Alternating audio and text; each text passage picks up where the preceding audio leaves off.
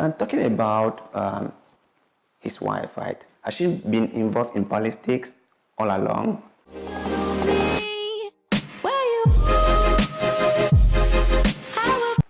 His wife is the backbone of Rawlings' success. She's a very strong woman. She's Nana Kwabena Rawlings. She's a woman of substance. He founded the 31st December Women Movement in Ghana. So he contributed a lot to the success of his husband. All the power that's driven Rawlings to really rule with such wisdom and all those things was from his wife. So don't you think, when I mean you, I mean like in a general way, like Ghanaians, right? Yeah. Don't the Ghanaians think that it was unfair for them to push her out just because she is a wife to Rawlings? Yeah, because therefore, like, your husband ruled for 20 years. You enjoyed power. You were the first lady for 20 years. Why do you want to become a president again? She will argue that she has her own plans for the country. Her husband was ruling. The decisions were made by her husband, not by her. So she has her own plans that she wants to implement, and she wants to help the country to grow. When you were even the first lady, you implemented some of the things. Because you're a first lady, you have say. So that's why I made mention of the 31st December Women Movement. You were part of it, you were the head of it. So there was a lot you also did when your husband was serving power. So what really clicked you to stand again as a flag bearer? What really? So government, so people are thinking you just want to embezzle the state funds or something. People have that notion. That's funds embezzlement. That's why you are coming. You are not coming for anything, because what do you need again? Now people are thinking you are selfish. You should pave way for other people to just come and have power. And the Ghanaians always want to try new things. They know your husband, they know you already. It's okay. Sit somewhere. Someone to come in. Wow. Try something. Now you mentioned about embezzlement, right? During Rawlings' term in power, okay, were there rumors of embezzlement and the misuse of public funds? Yeah, there were. You know, every citizen has his opinion of the way state funds should be used. I say Rawlings tried to build polytechnics in all the 10 regions. Yeah. By then, someone will say, no, why is Rawlings trying to build all those things? It's not necessary. Rawlings should do this, Rawlings should do that. In my opinion, Rawlings did not embezzle any cash, because we are benefiting from his achievements till now, especially the value added tax, which was initiated by him. We are really enjoying from it.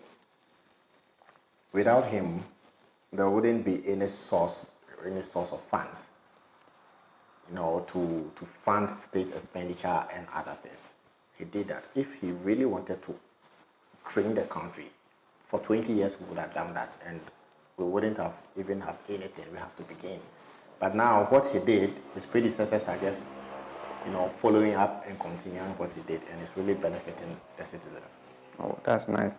And so presently, right, is JJ or Papa J involved in politics in Ghana, like behind the scene?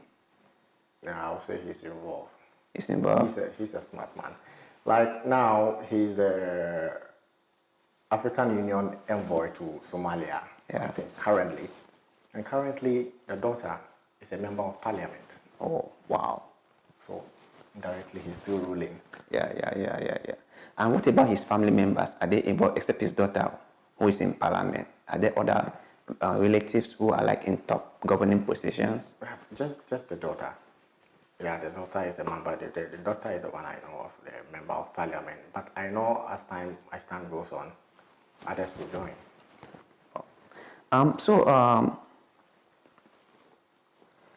Before we go, I would like you to share with us one thing that you think that Rawlings did that you are so proud of, and one other thing that he did, which you think that he shouldn't have done it? Yeah, Rawlings, as I said earlier on, exemplified democracy. I really love that aspect because he was the one who made way for democracy and peace. Now his predecessor has to just follow, because when he lost the election or when he served his term, he left peacefully. He allowed the citizens to decide by their votes and left. We also have to do the same. He started democracy. That is I'll say that is the best thing about him that I like so much. And what I don't like about him was the violent way he assumed power. You know, now, if you want to achieve something and you focus only on the achievement and you don't focus on how right you have to do it, you will end up doing it the wrong way.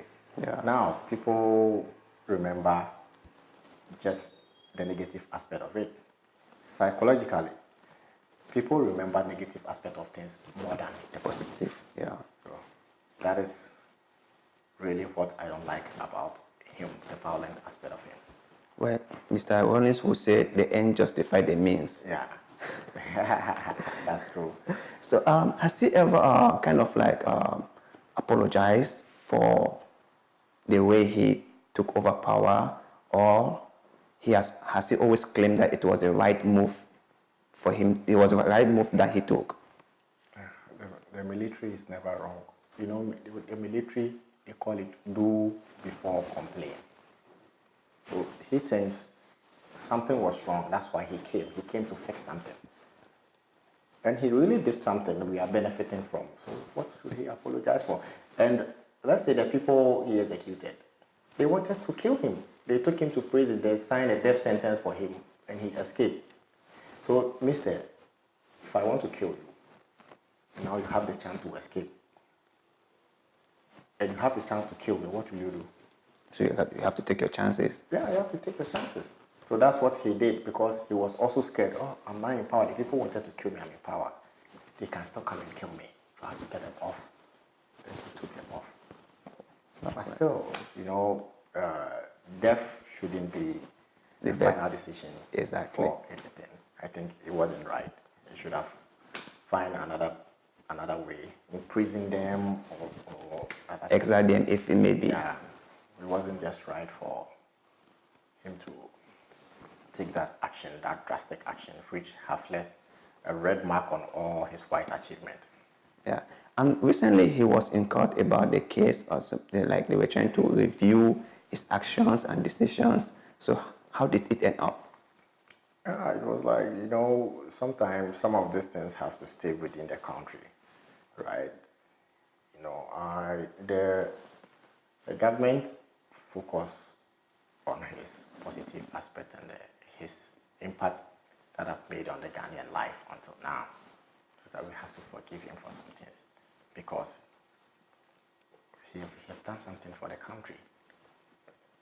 So why should we imprison someone who did not really embezzle state car, although he's done a lot of things by executing some people, but at least he have really done something for the country. So it didn't go anywhere. They were looking for some evidence about some tapes, and they didn't get it. They just have to dismiss the case. Oh, wow, that's great. That's great. Okay. Thank you very much for having this conversation with us, and we hope our viewers find it informative and educative. Yeah. And should in case we forget to include some of the information or some of the things, we hope our viewers can share with us in the comment section, right? Okay, yeah, sure. Okay, that's good. Yeah. We have come to the end of today's show. We hope you find our show educative and informative. And also, please leave us your comment and suggestions in the comment section on how we can make this show best serve you. If you enjoy watching our show, it is advisable for you to subscribe to our channel and also hit the notification button so that you will be notified whenever we post a new video. Until next time, see you again, and be safe. Goodbye.